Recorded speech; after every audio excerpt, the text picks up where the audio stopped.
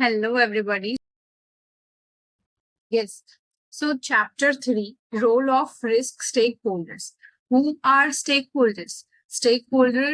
Risk stakeholders are people, individual, group, organization that can affect or be affected by or has an interest. How risks are identified, assessed, and managed in an entity. So, these are the risk stakeholders. Okay. So here we'll see there are types. How many types of stakeholders? So first is internal stakeholder. Internal stakeholder क्या जो direct impact पड़ता है जिनके ऊपर. See, what I am trying to tell you that these you don't have to deep dive into the subject, okay? Because all you need to get passing marks, you complete it. So study MCQ point of view से, okay, only. So internal stakeholders कौन होते हैं? Employees, managers, executives, shareholders. These are internal stakeholders. ये question में आया exam में आया हुआ question. Okay. External stakeholders. External stakeholders होते हैं customers, suppliers, regulators, creditors, investors, communities.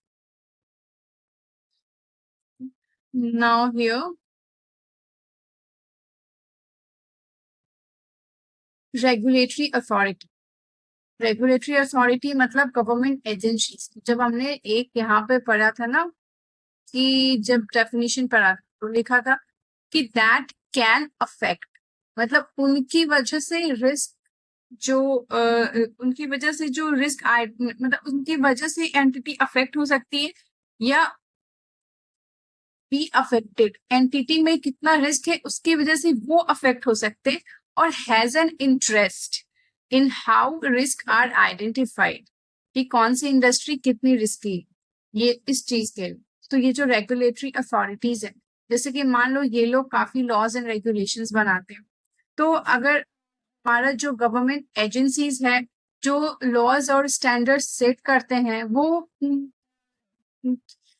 जो इंडस्ट्रीज जहां ज्यादा रिस्क है या फिर किसी स्पेसिफिक इंडस्ट्री के लिए स्पेसिफिक लॉज लाएंगे, तो जिसकी वजह से ये भी इन्फ्लुएंस करते हैं. Okay. Now investors and share holders, monitoring risk management and influence via voting. Investors जो होते हैं जिनकी वजह से हमारा एंटिटी में पैसा आता है, तो वो उनका जो एंटिटी है वो उसमें कितना रिस्क है, इससे इन्वेस्टर्स भी इम्पैक्ट पड़ता है, इन्वेस्टर्स अफेक्ट होते हैं. और अगर इन्वेस्टर्स अपने पैसे निकाल ले, इसका हमें भी रिस्क होता है. So this is how investors and share holders. Suppliers and partners, अगर बहुत रिस्की कोई बिजनेस है तो जिधर सप्लायर ना इन्वेस्ट नहीं करना, मतलब सॉरी, सप्लायर क्रेडिट पे देना नहीं चाहेगा बिकॉज उसके पैसे फंस जाएंगे. So it is affected by financial operational failures. So ये भी हमारा टाइप हो गया. फिर आया कस्टमर. कस्टमर का क्या है? Face risk of quality, supply disruptions. वही सप्लाई जो है और क्वालिटी इश्यू वो आ गए, उनकी वजह से रिस्क आ सकते हैं. कस्टमर रिस्क हो सकता है.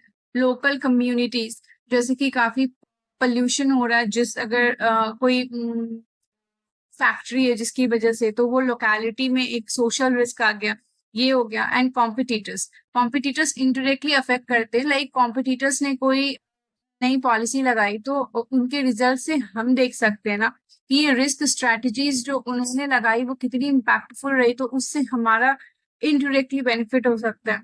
सो ये हमारा हो गया कॉम्पिटिटर्स. तो सारे रिस्क ही हो गए. अब इफेक्टिव रिस्क मैनेजमेंट क्या होता है? इन्वॉल्व करना है सारे स्टेक होल्डर्स को. सिर्फ एक के बेसिस पे हम लोग रिस्क मैनेजमेंट नहीं करेंगे. ये जो अपने लोगों ने ऊपर में पढ़ा ना, जितने भी स्टेक होल्डर्स थे, जितने भी ये स्टेक होल्डर्स है अपने, इन सबको लेकर के इन्फॉर्म्ड डिसीजन बनाना है और बैलेंस मिटिगेशन करना है ऑफ द रिस्क का. ओके. तो ये हो गया effective risk management. Now see what is board oversight and role of board of directors. तो role of board of directors किसके बिहाफ में काम करता है? ये बिहाफ में काम करता है शेयर होल्डर्स की. ठीक है. तो शेयर होल्डर्स के इनका इम्पोर्टेंट फंक्शन क्या है? वन सेकेंड, यस, इनका इम्पोर्टेंट फंक्शन है सेट करता है strategy, high level objectives, okay, establish करना है ये वो इनका वो जो फंक्शंस है वो याद कर लो, बिकॉज ये सब स्पेसिफिक टॉपिक करके क्वेश्चंस पूछते हैं। जैसे हाई लेवल ऑब्जेक्टिव्स बनाना किसका फंक्शन है, ठीक है, इस तरह से establish approval and reporting expectations, delegate to committees, audit risk etc for deeper focus and can delegate oversight to management and internal audit. तो इनका जो हमारा बोर्ड ऑफ डायरेक्टर है उसको ओवरसाइट करने का उसका रिस्पॉन्सिबिलिटी है ना, तो वो ना उसको डेलीगेट कर सकता है, मैनेजमेंट या इंटरनल ऑडिटर को दे सकता है, ठीक है। उसका काम है स्ट्रेटेजी लगाना, हाई ऑब्जेक्टिव, इस्टेब्लिश करना approval and reporting expectations, and delegate करेगा कमिटी जैसे कि audit committee, risk management committee for deeper focus, ठीक है। अब now come to role of CEO and management. CEO जो होता है वो primary owner of risk management होता है, वो प्राइमरी ओनर, ये मेरा ये है, क्या बोल रही हूँ मैं, कीवर्ड्स है प्राइमरी ओनर, ये एग्जाम में पूछते हैं। सो प्राइमरी, एक सेकंड में इसमें मिक्स कर सकता हूँ।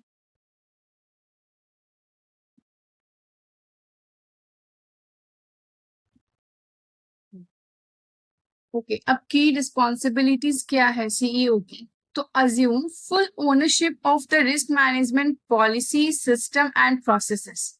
Full ownership is a keyword, okay? Now come set tone at the top, culture of risk awareness। Risk awareness कौन लेके आएगा? ये भी कीवर्ड है, रिस्क अवेयरनेस कौन लेके आएगा? ये भी सीईओ का काम है।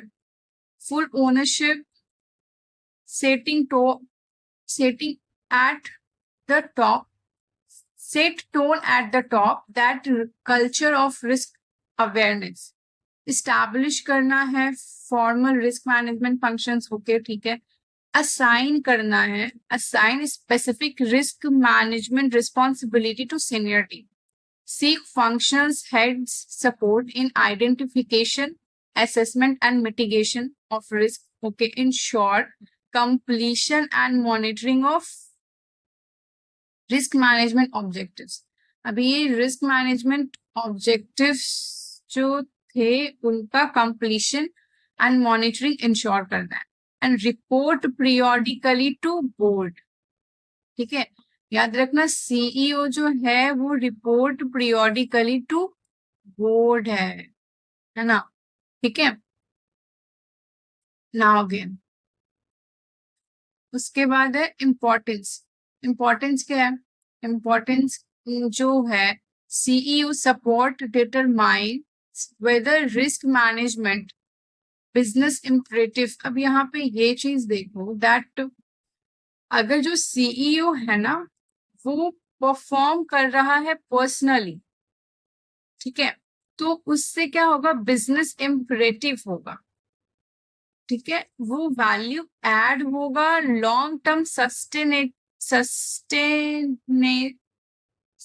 करेगा, long term sustainability, and just delegate, अगर वो अपना काम डेलीगेट कर रहा है, फॉर्मेलिटी की जैसे कर रहा है, तो वो बर्डन हो जाएगा।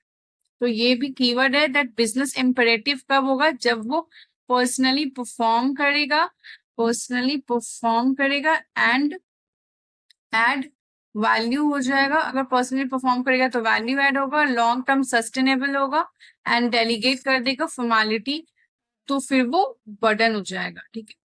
Now come here role of risk manager.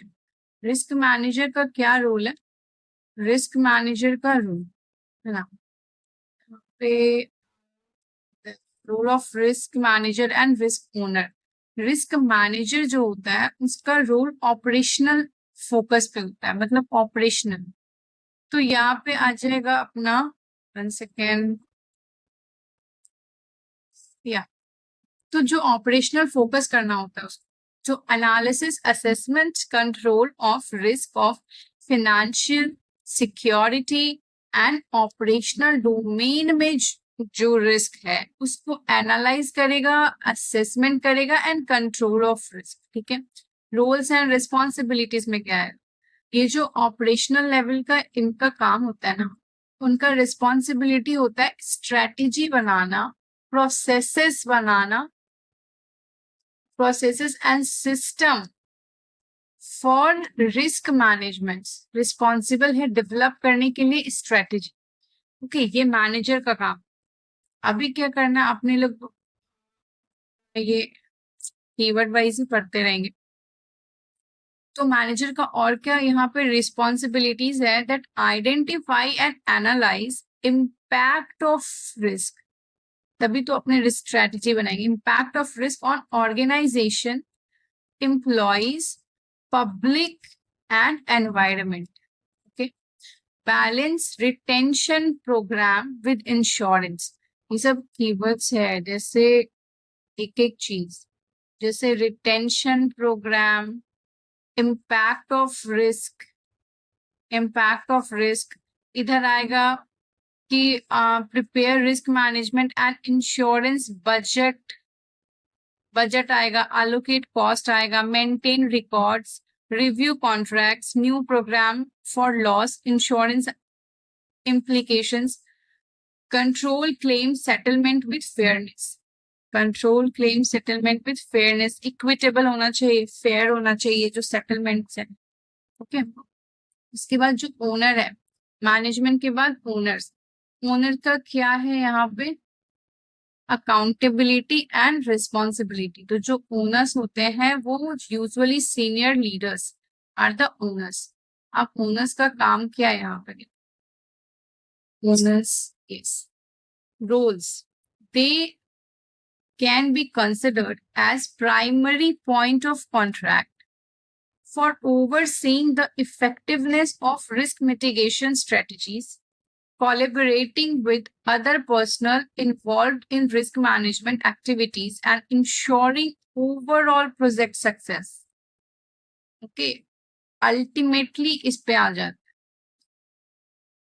अभी क्या है, identify and assess risk short and long term. ये असेसमेंट ऑफ रिस्क ऊपर जो आपने पढ़ा था वो इम्पैक्ट को हम लोग देख रहे थे। ठीक है, monitoring emerging risk, potential threat क्या है, मतलब मॉनिटर करेंगे कि पोटेंशियल थ्रेट्स क्या है, आइडेंटिफाई और असेस करेंगे short term long term risk, potential उस रिस्क से हम लोगों को थ्रेट क्या है, फिर असाइन करें। दिस इज ऑल्सो, ये सब कीवर्ड्स ही है, सब याद रखने से हो जाएगा। असाइनिंग सब risk to stakeholders with accountability. Okay, allocate resources to RM, implement control and mitigation plan, promote risk aware culture within, risk aware culture promote करना है, risk aware with in unit. Okay, ये हो गया हमारा owner का काम है। फिर उसके बाद रिव्यू रिस्क, उसके बाद है रिव्यू रिस्क क्वार्टरली, जो रिस्क है उसको क्वार्टरली रिव्यू करेंगे, क्लोज गैप्स पे रिव्यू करेंगे and reports. This is also important that जो की रिस्क इंडिकेटर है और प्रोग्रेस है वो रिपोर्ट करेंगे हम लोग। किसको, ओनर्स जो है वो स्टेक होल्डर्स को करेगा, है ना, ओनर्स स्टेक होल्डर्स को करेगा। तो यहाँ पे क्या क्या चीज देखा कि ये जो ओनर है उसका क्या क्या काम है। सबसे पहला ओवरऑल प्रोजेक्ट सक्सेस देखना उसको, उसके बाद short term long term risk identify करना, इमर्जिंग रिस्क देखना, पोटेंशियल थ्रेट देखना, असाइन करना सब risk to stakeholders with accountability, allocate करना रिसोर्सेज टू RM। उसके बाद आएगा हमारा implement control and mitigation plans, promote risk aware culture within the unit, review risk quarterly close gaps पे and report करेंगे stakeholders को, क्या चीज, KRI। ओके, अब यहाँ पे डिफरेंसेस है। तो डिफरेंसेस क्या है हमारा रिस्क मैनेजर और ओनर्स के बीच में, तो इसमें कुछ नहीं है। मैनेजर्स का तो हमने पढ़ा था कि वो ऑपरेशनल वे में देखता है। तो ऑपरेशनल जो इम्प्लीमेंटेशन है उससे रिलेटेड जो ऑपरेशनल इम्प्लीमेंटेशंस है, ऑपरेशनल फोकस करना है, वो रिस्क मैनेजर्स का काम है। और रिस्क ओनर अल्टीमेटली अकाउंटेबिलिटी आएगा और ओवरसाइट करना है। Okay, now the role and responsibility of auditors. Auditors तो क्या इंडिपेंडेंट इवेलुएशन करेगा इफेक्टिवनेस ऑफ रिस्क मैनेजमेंट। यहाँ पे क्या है, हमारा एक्सटर्नल ऑडिटर अगर हम है तो हम लोगों को क्या करना है, वो सारे रिव्यू करेंगे रिस्क को जो कि इम्पैक्ट कर रहा है हमारा फिनेंशियल स्टेटमेंट्स।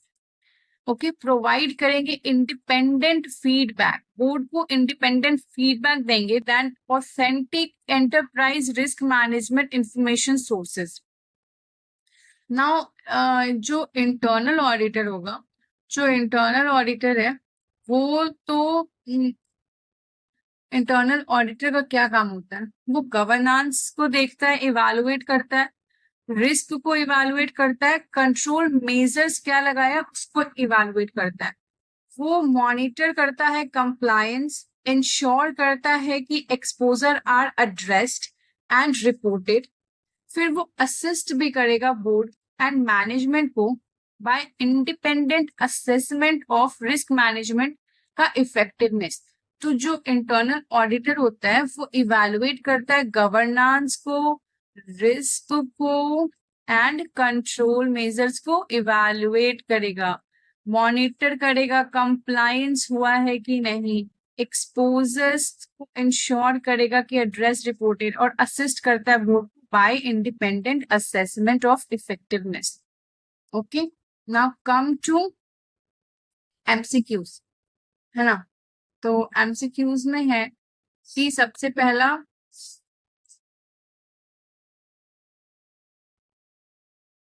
पहला है कि what of the following are example of internal risk. तो ये तो बहुत इजी सा है, दैट कस्टमर्स, तो ये हमने पढ़ा था एक्सटर्नल है, supplier is also external, regulatory authorities are also external, shareholders internal में आते हैं।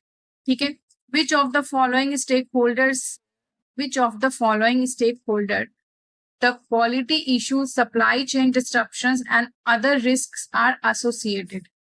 तो ये हम लोगों से पूछ रहा कि ऐसा कौन सा स्टेक होल्डर्स है जिनसे ये सब एसोसिएटेड है।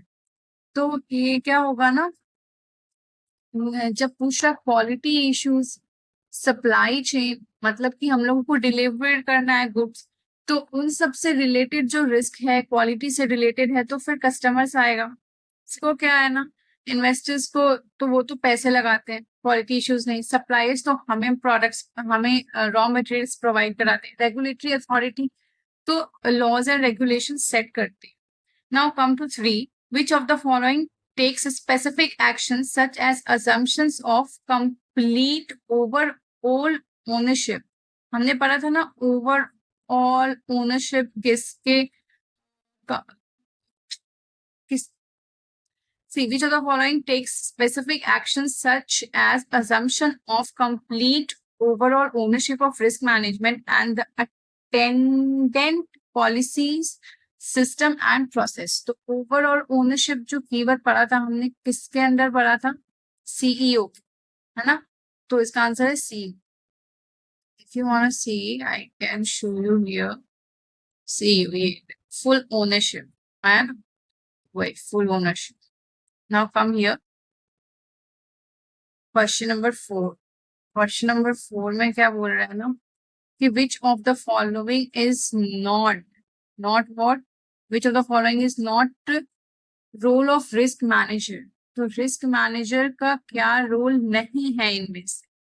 तो आओ अपने लोग पहले रिस्क मैनेजर का क्या क्या रोल है वो वापस से एक बार गो थ्रू करते हैं। तो यहाँ पे देखो रिस्क मैनेजर का रोल्स में क्या क्या है। रोल्स में सबसे पहला है कि identify and analyze financial impact of risk on organization, employee, public environment, retention program with insurance budgets, maintain records, control claim settlement with fairness and review contracts। ठीक है, now come to here question number 4, इसमें पूछ रहा है क्या नहीं है। अगर हम लोग यहाँ पे देखेंगे एग्जामिन, देखो या ना रिटेंशन प्रोग्राम आया, realistic cost effective opportunity to balance retention programme, फिर preparing risk management and insurance budgets पढ़े थे अपने लोग, and allocate cost and premiums and provide for the establishments and maintenance of records भी पढ़ के आए अपने. So ये वहां नहीं था. तो this is the answer. उसके बाद आएगा, उसके बाद क्या है, क्वेश्चन नंबर 5 है ना.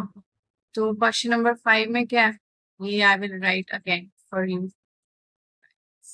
तो क्वेश्चन नंबर 5 में क्या बोल रहा है, while the focus on operational aspects of risk management, whereas DAS holds ultimate accountability for specific risks and oversees their management within the organization. तो सबसे पहले बोला कौन है जो ऑपरेशनल एस्पेक्ट पे फोकस करता है और अल्टीमेट अकाउंटेबिलिटी क्या है, तो ये तो मैनेजर या ओनर, ये मैनेजर या ओनर.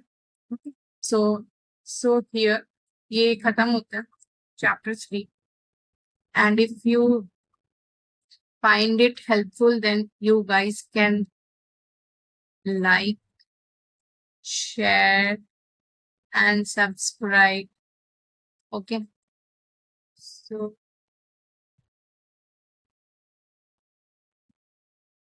thank you.